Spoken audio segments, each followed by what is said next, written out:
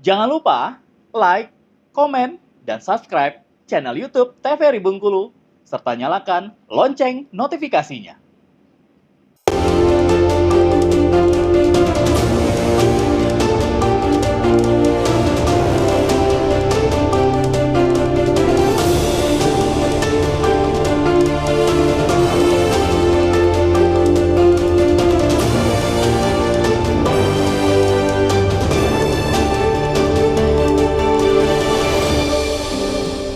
Ya, terima kasih Anda kembali menyaksikan Berdo TVRI Bengkulu. Kita akan melanjutkan perbincangan kita di segmen pertama tadi, masih membahas soal kehadiran infrastruktur nih. Saya masih mau ke Pak Andri. Kalau kita lihat infrastruktur penunjang PSC 119 di Provinsi Bengkulu, khususnya di daerah, sudah merata belum Pak?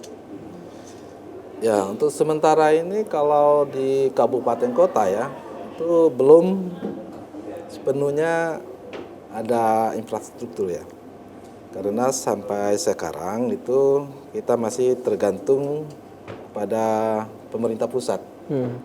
Nah, yang sudah eksis atau lumayan itu di Rejang Lebong. Mereka sudah punya call center, tenaganya sudah ada, terus mereka memang khusus menangani hal tersebut. Oke, ada bidang khusus Pak ya? Ya, mereka tersendiri, gedungnya sendiri. Oke. Ya udah dibangun oleh pemerintah pusat, gedung sendiri, peralatannya disiapkan juga. Itu untuk di Bengkulu baru satu. Ada juga di Kepayang ada juga gedung, tapi cuma gedungnya udah siap, petugasnya ada, cuma alat komunikasinya untuk 119-nya belum. Harapan kita ya mungkin nanti ke depannya kita semua kabupaten kota yang mana sudah ada itu nanti tenaga-tenaganya kita latih, terus sarana dan pendukungnya juga kita penuhi seperti itu kan, harapannya seperti itu. Nah, untuk sementara ini seperti itu, kayaknya gitu aja. Oke. Kalau dari Bang Padli sendiri melihat situasi ini seperti apa? Kalau melihat keseriusan pemerintahan kita saat ini untuk program PSC 119 ini melakukan pemerataan di daerah, seperti apa? Menurut saya begini, sosialisasi kepada masyarakat itu kan belum maksimal. Ya. Kemudian pemerintah juga saya yakin kalau memang dijelaskan, diinformasikan kepada pimpinan, maka saya yakin karena program ini sangat bagus sekali, pasti jajaran gubernur, bupati, dan wali kota pasti akan menyambut dan mensupport kegiatan ini. Jadi advokasi yang dilakukan mungkin harus ditingkatkan lagi. Dan harapan kita adalah di masa pemerintahan yang sekarang ini bisa terbentuk, dan saya yakin Bengkulu pasti bisa. Karena apa? Sarana prasarana jelas kita sudah punya. Puskesmas sudah ada di setiap kecamatan, pustu sudah ada di setiap desa, ambulan sudah ada. Sekarang program gubernur itu akan bagikan pembagian ambulan, kemudian wali kota dulu juga sudah membagi ambulan setiap kecamatan. Maka artinya sarana ambulan, sarana yang lainnya ini sudah siap, dan untuk tenaga kesehatan kita harus banyak. Tinggal lagi bagaimana kita melatih mereka. Kita latih bagaimana setiap perawat, dokter, bidan, dan tenaga lainnya mampu melakukan bantuan hidup dasar. Contoh saja kita ambil kasus begini Pak.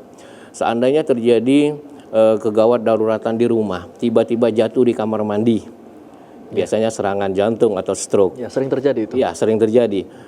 Kita perlu bertanya, apakah masyarakat bisa melakukan pertolongan pertama ketika ada kasus seperti itu? Dan kemudian kalau ada kasus seperti itu, apa yang harus dilakukan?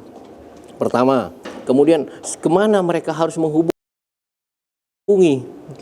Ya, nah masyarakat tentu saat ini masih belum banyak yang tahu. Nah, dengan adanya 119 ini, maka saya pikir ketika terjadi kasus gawat darurat, contoh yang paling kecil sehari-hari adalah seperti kejadian di rumah itu. Maka dia bisa melakukan bantuan hidup dasar, umpamanya pijat jantung. Kemudian dia bisa melakukan telepon ke 119 dalam waktu kerentang kurang dari 10 menit. ambulan belum datang, dia melakukan pertolongan. Kemudian ketika ambulan datang dengan petugas yang lengkap, mereka melakukan pertolongan di lapangan, ada oksigen.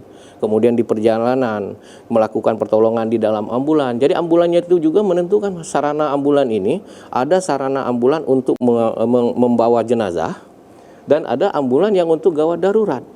Karena kalau kita membawa pasien tapi di dalam ambulan itu tidak ada sarana, oksigen, kemudian alat-alat untuk tindakan kegawat daruratan, maka percuma juga. Maka ini juga harus kita perhatikan. Karena harus kita bedakan kalau ambulannya untuk membawa jenazah. Kalau membawa jenazah tentunya tidak perlu oksigen, kan begitu. Nah, maka ini saya pikir sarana prasarana sudah mendukung. Tinggal memaksimalkan fungsinya, melatih tenaga-tenaga kesehatannya, kemudian jangan lupa membuat SOP-nya, begitu Pak. Oke, menarik ini. Bang Padli bilang tadi kalau sarana prasarana kita sudah mendukung. Dari Bang Andri, kalau dilihat pelayanan kesehatan dan kegawat daruratan di Bengkulu sendiri, saat ini yang perlu kita perbaiki apa sebenarnya Bang? Selain PSS 119 ini. Ya, saya pikir kalau untuk kesehatan, ini yang terpenting itu kan bagaimana kita menyelamatkan hidup, pertolongan pertama ya. Ini kita yang penting itu pelatihan terhadap petugas kesehatan. Itu yang pertamanya. Yang keduanya, kita juga harus melatih masyarakat. Betul. Masyarakat ini wajib lah kita latih, minimal itu bantuan hidup dasar. Ya, bagaimana dia melakukan pertolongan sendiri, seperti itu kan, bantuan untuk hidup dasar. Jadi ketika bencana pun, siapa yang melakukan pertolongan pertama ketika terjadi gempa besar? Apakah petugas kesehatan? Paling 2-3 jam mereka baru sampai ke tempat lokasi. Siapa yang membantu? Tetangga-tetangga sekitar. Ya kan? Yang pertama pasti mereka tetangga-tetangga sekitar. Maka pentingnya atau wajibnya masyarakat ini diberi keterampilan tentang pertolongan pertama kepada kecelakaan ataupun bantuan hidup dasar ini. Bagaimana penanganan patah kaki atau bantuan untuk memberikan napas buatan. Ini penting karena mereka yang ada pertama kali di saat kejadian akan itu sangat membantu sekali mengurangi persentase kematian seperti itu. Jadi memang yang paling dasar sebenarnya adalah kemampuan dari masyarakat itu sendiri ya. Kalau kita memang karena soal bencana, soal kesehatan ini memang tidak bisa hanya satu pihak ya yang melakukan penanggulangan, tapi dari kita sama-sama harus dibekali keterampilan. Nanti saya akan tanyakan perihal ini kembali dan juga bagaimana integrasi dari PSS 119, tapi setelah jeda pariwara berikut ini tetap bersama kami hanya di Brendo TVRI Bengkulu.